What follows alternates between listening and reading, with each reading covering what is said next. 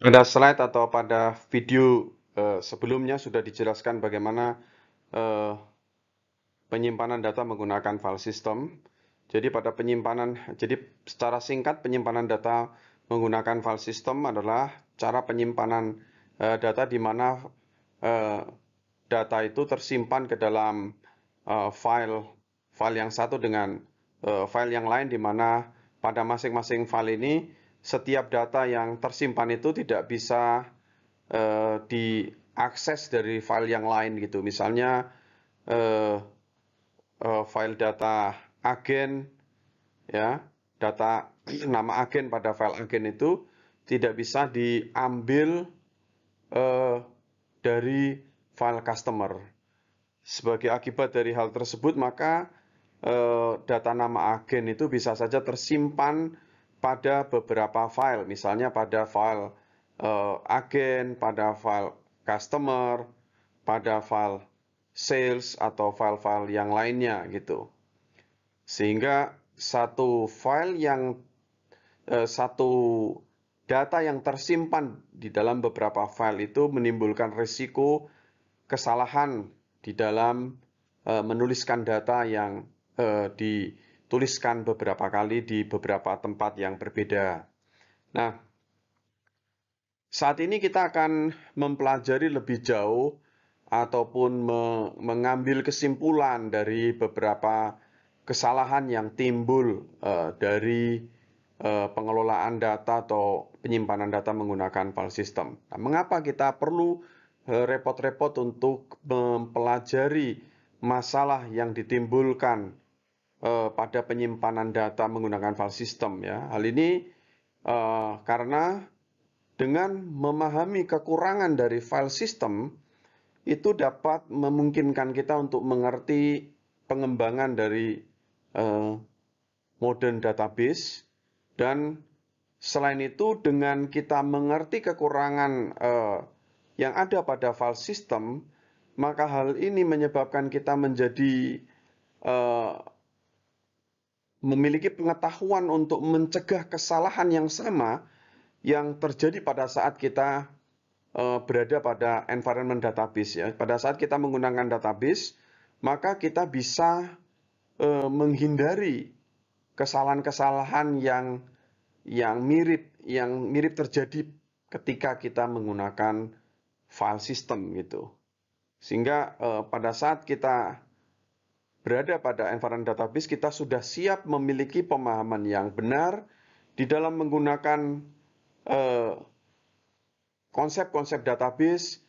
Kita memiliki pemikiran yang benar di dalam kita misalnya melakukan input data, ataupun di dalam kita melakukan pencarian data, dan terutama di dalam kita membuat struktur database yang benar.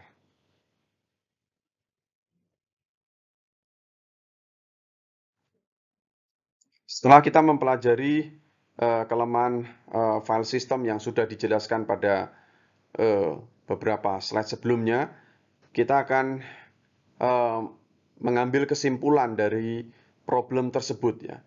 Jadi kita akan secara lebih terperinci akan membahas permasalahan-permasalahan yang terjadi yang sudah diuraikan pada slide sebelumnya. Jadi memang penggunaan penyimpanan data menggunakan file system ini menimbulkan masalah. Jadi masalah itu akan secara terperinci kita bicarakan pada beberapa slide ke depan. Jadi yang pertama adalah di dalam kita mengembangkan sistem penyimpanan data menggunakan file system ini membutuhkan waktu yang lama. Waktu yang lama yang dibutuhkan ketika kita mengembangkan sistem penyimpanan data menggunakan file system ini terjadi karena ketika kita melakukan atau ketika kita ingin mengembangkan suatu sistem untuk melakukan pengambilan data, ya, baik itu input data ataupun pengambilan data, ataupun kemudian data yang diambil itu ingin ditampilkan di dalam report, itu membutuhkan pemrograman yang rumit, yang tidak sederhana. Karena untuk hal yang detail, untuk hal yang sederhana saja, programmer itu harus membuat spesifikasi atau harus menetapkan, harus membuat program secara sangat detail mengenai apa yang harus dilakukan, proses-proses detail yang harus dilakukan di dalam setiap langkah yang diinginkan. Misalnya di dalam detail proses pengambilan data, detail data itu ingin ditampilkan di dalam report, itu membutuhkan detail pemrograman yang kompleks gitu. Jadi programmer harus benar-benar menuliskan apa yang harus dilakukan dan bagaimana rincian program yang harus ditulis untuk keperluan tertentu.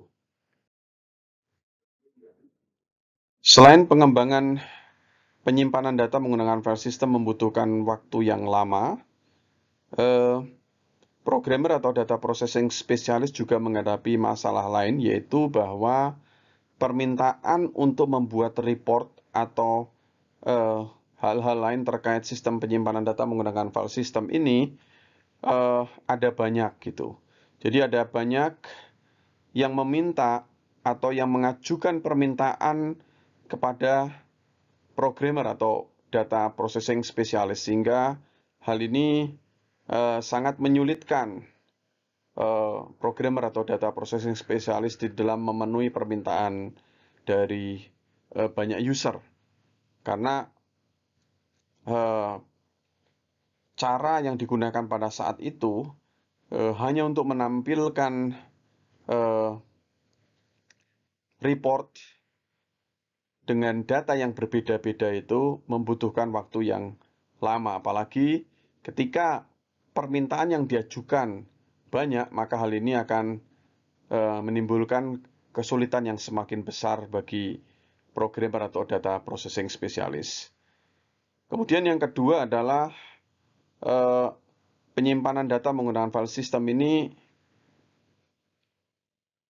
memerlukan proses administrasi yang kompleks. Kompleksitas dari administrasi sistem yang terjadi menggunakan file system ini adalah karena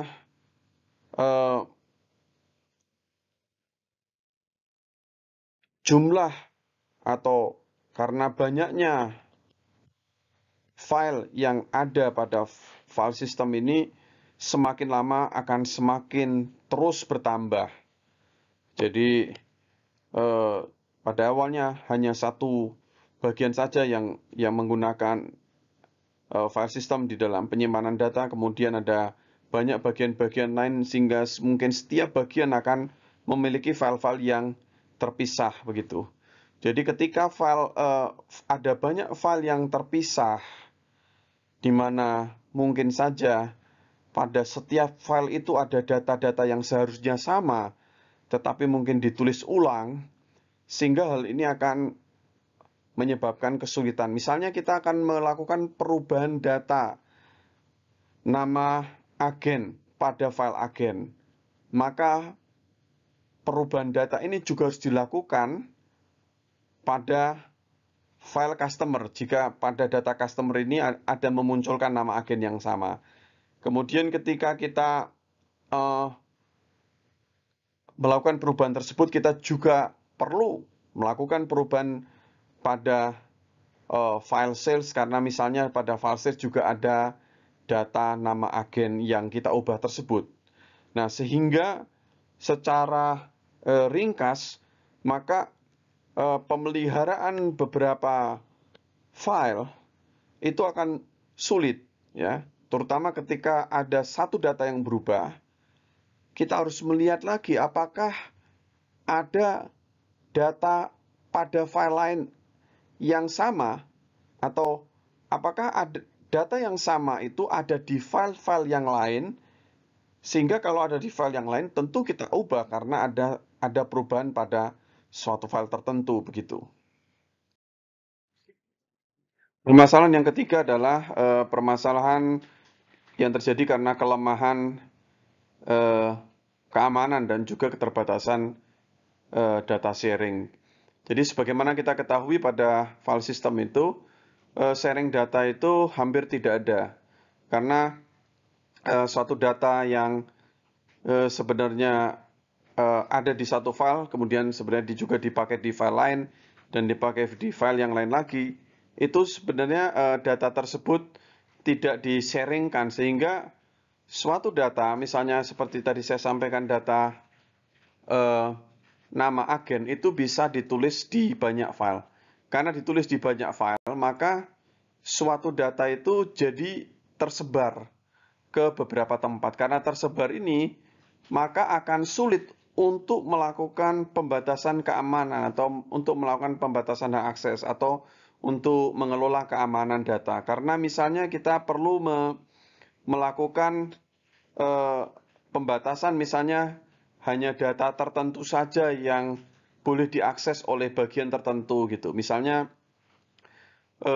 divisi A hanya boleh mengakses data A, kemudian divisi B hanya boleh mengakses data B, C, D, dan seterusnya.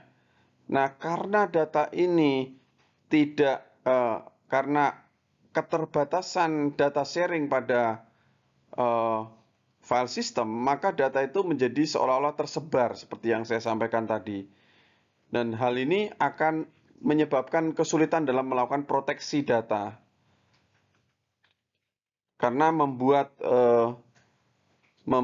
sistem keamanan data dengan situasi di mana data itu tersebar dan tidak ada sharing data, itu akan menjadi sulit.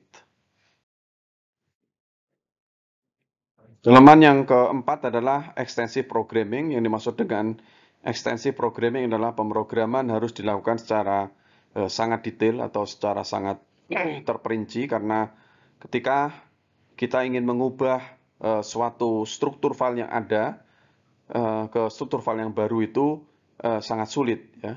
Contohnya ketika kita hanya mengubah satu field saja dari file customer yang asli gitu. Misalnya kita akan menambahkan field atau kolom alamat, atau ingin menghilangkan kolom kode pos dan maksud yang lain, itu prosesnya harus dilakukan sangat detail. Ya, jadi prosesnya misalnya adalah sebagai berikut. Yang pertama, kita harus membaca record dari file yang asli. Kemudian yang kedua, kita harus melakukan transformasi atau perubahan data yang asli tersebut untuk menyesuaikan dengan struktur yang baru. Kemudian yang ketiga, kita akan menuliskan atau menyimpan data yang tadi sudah ditransformasikan atau yang sudah diubah ke dalam struktur yang baru, itu ke dalam file struktur yang baru. Kemudian kita harus mengulang hal tersebut untuk setiap baris data dari file asli. Sebagaimana dijelaskan pada kelemahan yang sebelumnya, kelemahan yang berikut ini dijelaskan adalah mengenai ketergantungan struktural dan ketergantungan data.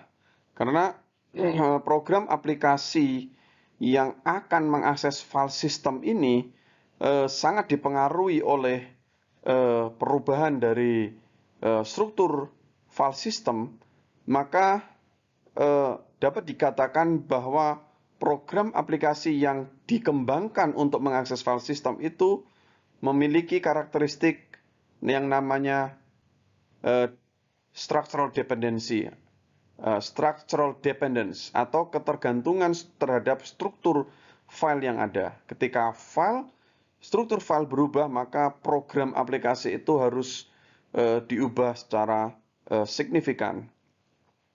Kemudian yang berikutnya, apabila ada data yang berubah, atau karakteristik data yang berubah, maka perubahan terhadap karakteristik data ini akan menyebabkan program yang mengakses data tersebut juga harus berubah. Oleh karena itu, file system ini juga memiliki kelemahan yang disebut sebagai ketergantungan data atau data dependence. Yang berikutnya adalah kelemahan yang disebut sebagai data redundancy atau kerangkapan data. Yang dimaksud dengan kerangkapan data mungkin sudah sempat disinggung pada kelemahan sebelumnya. Itu adalah misalnya di sini kalau kita lihat di sini nama agen dan nomor telepon dari agen ini dituliskan atau disimpan pada file customer dan juga file agen. Jadi pada file customer, kalau di sini kan file customer ini itu ada nama agen dan juga nomor telepon dari agen tersebut. Nah, nanti data ini juga akan ada atau akan disimpan juga pada file agen yang akan dijelaskan pada slide berikutnya. Jadi ini adalah isi dari file agen yang tadi sempat disinggung. Jadi di sini juga ada nama agen dan nomor telepon agen. Padahal hanya diperlukan satu saja nama agen dan nomor telepon agen yang diperlukan, ya. Sehingga ada risiko ketika kita menuliskan nama agen dan nomor telepon agen pada file customer, kemudian ditulis lagi pada file agen. Jadi penulisan suatu data pada lebih dari satu file, padahal data itu adalah data yang sama, maka hal itu akan berpotensi menghasilkan yang namanya data redundansi atau kerangkapan data.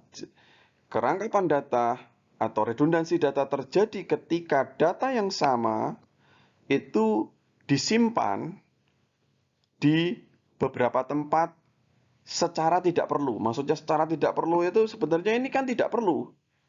Tidak perlu. Jadi satu data ini kan data yang sama itu seharusnya ditaruh di satu tempat saja, tetapi itu disimpan di beberapa tempat, dalam hal ini disimpan di beberapa file, dan sesungguhnya itu tidak perlu dan berpotensi menimbulkan kesalahan.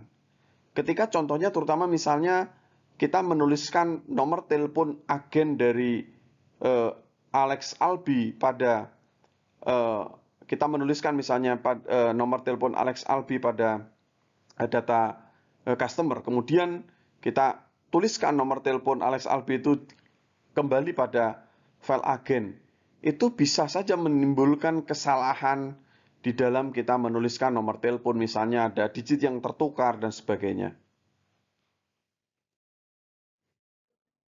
Kelemahan berikutnya yang disebut sebagai inkonsistensi data ini sebenarnya terkait dengan data redundansi yang dijelaskan sebelumnya. Jadi kalau data redundansi itu adalah suatu tindakan untuk menuliskan suatu data yang sesungguhnya sama di beberapa tempat yang berbeda yang berpotensi menimbulkan kesalahan. Nah, potensi menimbulkan kesalahan ini sebenarnya dapat disebut sebagai data inkonsistensi. Nah, secara khusus data inkonsistensi ini juga terjadi ketika ada atau ketika dilakukan perubahan data. Jadi ketika kita melakukan perubahan data nomor telepon agen pada file agen. Nah, tadi sudah diceritakan bahwa nomor telepon agen itu ada di file agen dan ada di file customer. Seandainya kita mengubah nomor telepon agen pada file agen, tetapi kita lupa untuk mengubah data yang sama pada file customer, maka hal ini menyebabkan ketidakkonsistenan data nomor telepon agen yang ada pada agen apa yang ada pada file agen dan yang ada pada file customer. Sehingga ini dapat dikatakan ada data yang berbeda atau versi data yang berbeda. Sehingga hal ini akan menyebabkan inkonsistensi data, dan ketika dihasilkan suatu report, maka report itu akan mengeluarkan atau menghasilkan hasil yang tidak konsisten berdasarkan atau tergantung pada versi data mana yang digunakan. Apakah versi data pada file agen atau file customer. Kelemahan berikutnya adalah anomali atau ketidaknormalan data, di mana ini terkait dengan apa yang sudah dijelaskan pada kelemahan-kelemahan sebelumnya. Idealnya, sebenarnya sumber masalahnya itu adalah bahwa idealnya itu perubahan suatu data atau perubahan suatu field itu harusnya dilakukan hanya di satu tempat saja.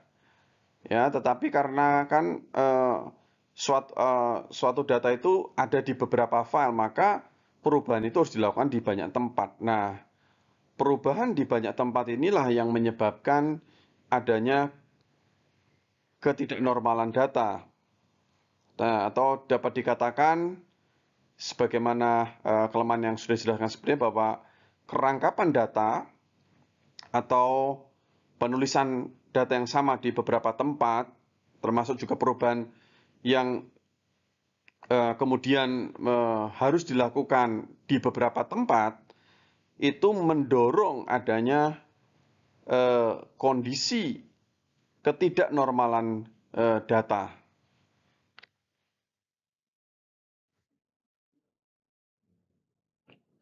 Ketidaknormalan data yang dijelaskan pada slide sebelumnya itu ada beberapa jenis. Yang pertama adalah update anomali, yang kedua adalah insertion anomali, yang ketiga adalah deletion anomali. Update anomali adalah ketidaknormalan data yang terjadi pada saat update atau pembaruan data. Update anomali ini sebenarnya prinsipnya sudah banyak dibahas pada saat kita membahas data redundancy, pada saat membahas tentang inkonsistensi data, karena memang selalu menjadi contoh pada saat kita membahas itu. Nah, kita saat ini bisa melihat ketidaknormalan data yang terjadi pada isi customer file. Contohnya di sini adalah ketika agen bernama Leahan ini, dia ingin mengubah nomor teleponnya, maka kita harus mengubah seluruh data nomor telepon milik Leahan. Nah, inilah yang dimaksudkan dengan update anomali. Kenapa ini merupakan suatu ketidaknormalan? Karena umumnya kalau kita mengubah suatu data itu cukup di satu tempat saja, tetapi ini kita harus mengubah di semua tempat ya. Karena kalau tidak ini bisa menyebabkan inkonsistensi data. Nah, tindakan bahwa kita harus mengubah data pada setiap baris yang berkorelasi dengan field yang lain, itu namanya update anomali. Dalam hal ini, yang kita lakukan di sini adalah kita harus mengubah nomor telepon dari agen Leahan di setiap baris di mana terdapat data agent name yang bernama Leahan itu, ya. Jadi itu adalah update anomali. Pada prinsipnya, ketika Anda ditanya untuk menunjukkan contoh update anomali, Anda haruslah melihat pada file atau pada tabel tertentu bahwa di situ ada dua field yang memiliki data yang ditampilkan berulang-ulang ya. Jadi ini dua fieldnya contohnya, dan dia pasangan ini ada di beberapa baris. Nah itu disebut update anomali. Kalau misalnya kita memberi contoh update anomali pada nama customer ini tidak bisa karena nama customer ini memang beda-beda semua. Jadi kalau kita mengubah di Alfred Aramas ini, mengubah nomor telepon customer Alfred Aramas ini ya memang di customer yang lain memang pasti nggak berubah karena ini kan nama customer-nya beda-beda semua. Nah, tetapi kalau yang di sini pada pasangan data agent name dan agent phone ini ada yang berulang. Misalnya Leahan, kemudian Leahan itu ada di baris per 1, 3, 4, 7. Kemudian data Alex Albi itu ada di data nomor 2, 5, 8 ya. Nah, karena pasangan data ini ditampilkan di beberapa tempat, nah itu bisa digunakan untuk contoh update anomali. Nah, berikutnya kita akan membahas mengenai jenis ketidaknormalan yang kedua dari data anomali, namanya adalah insertion anomali atau ketidaknormalan pada saat penyisipan atau insert atau penambahan data. Sebelum membahas mengenai insertion anomali, maka perlu dijelaskan di dalam contoh ini, dalam konteks yang kita bahas ini. Misalnya kita sedang membahas contoh file customer. Pada contoh file customer ini, kita bisa melihat ya, kalau data customer yang terkait dengan asuransi itu biasanya setiap customer itu berasosiasi atau berhubungan dengan agen. Jadi agen itu biasanya tugasnya adalah menawarkan asuransi ke customer. Agen akan membantu ketika customer itu misalnya meminta permohonan perubahan pembayaran premi asuransi, atau misalnya customer itu ingin mengklaim permintaan uang karena ada biaya rawat inap, ya, maka yang membantu adalah agen. Ketika customer ingin berhubungan dengan perusahaan asuransi, maka yang membantu adalah agen. Jadi dalam konteks ini biasanya ketika kita memiliki data customer, ketika kita melihat data customer pada perusahaan asuransi, maka customer itu selalu berasosiasi dengan agen. Jadi customer X itu agennya siapa, gitu misalnya. Nah, jadi setelah kita mengetahui konteks tersebut, kita akan membahas saat ini apa yang dimaksud dengan insertion anomali. Nah, contoh insertion anomali di sini adalah ketika misalnya ada agen baru yang bergabung pada perusahaan asuransi. Sebagai agen baru yang baru bergabung, maka mungkin saja agen tersebut belum memiliki customer atau belum menawarkan asuransi kepada customer sehingga dia belum memiliki customer. Nah, dalam kasus ini, insertion anomali terjadi ketika misalnya di sini ditambahkan agen baru ya. Misalnya namanya Edward Chandra. Karena agen baru ini belum memiliki customer, maka karena agen baru ini belum memiliki customer, sedangkan file ini atau struktur dari file ini mensyaratkan bahwa ada nama customer pada setiap input agen, maka di sini harus dituliskan null ya.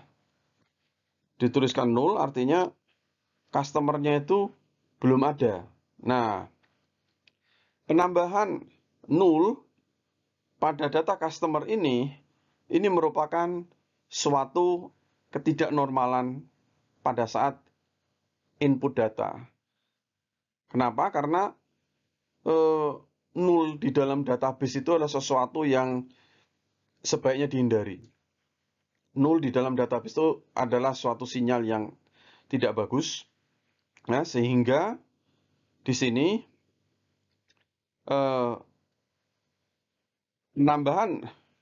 pada saat penambahan data agen itu menyebabkan data customer diberi nilai null, itu merupakan suatu anomali atau ketidaknormalan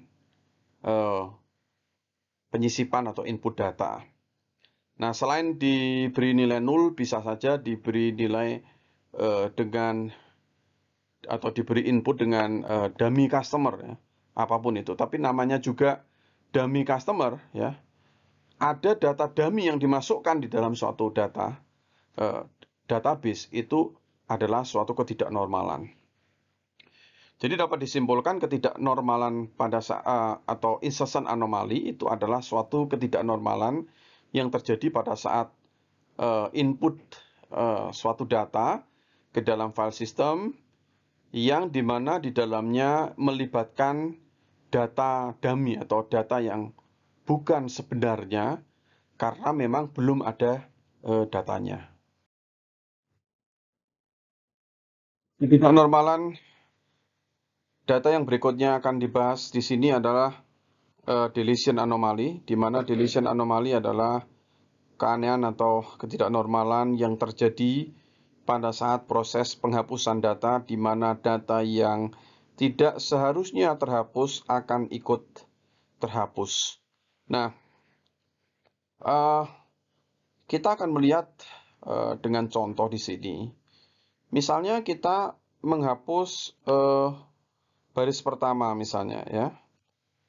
Misalnya kita menghapus data Alfred Ramas ini, baris pertama, maka tentu data-data lain ikut terhapus.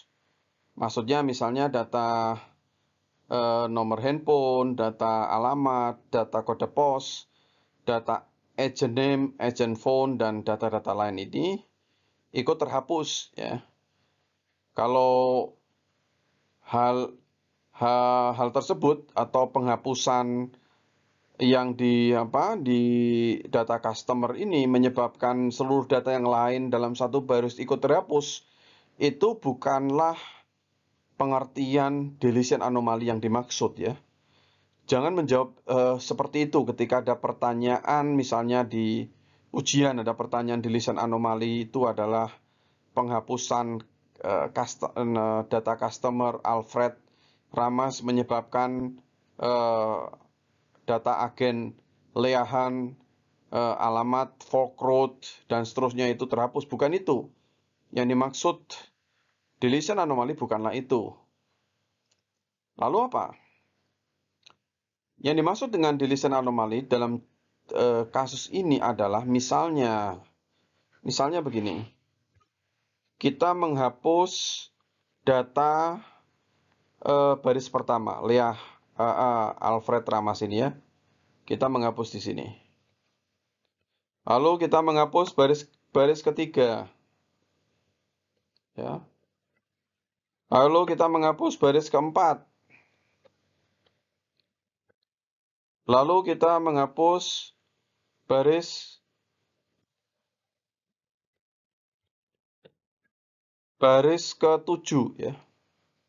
Ketika kita melakukan hal ini, ketika kita menghapus 4 baris ini, maka data agen atas nama Leah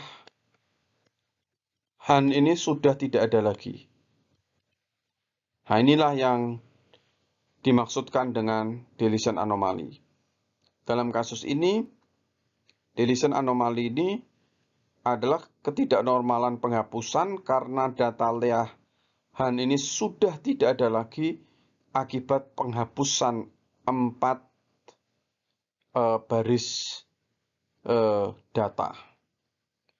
Nah, contoh lain misalnya ya kita menggunakan data yang berbeda ya di dalam pembahasan ini. Kita membahasnya adalah ketika kita menghapus customer atas nama Amy O'Brien, ya. Kemudian kita menghapus George William. Kita menghapus Olet Smith. Nah, penghapusan 3 baris ini menyebabkan data agen John Ocon ini jadi tidak ada. Ya, datanya itu jadi tidak ada, sehingga inilah yang dimaksud dengan deletion anomaly, karena John Ocon itu atau leahan ini yang tadi contoh sebelumnya tadi seharusnya tidak terhapus, ya.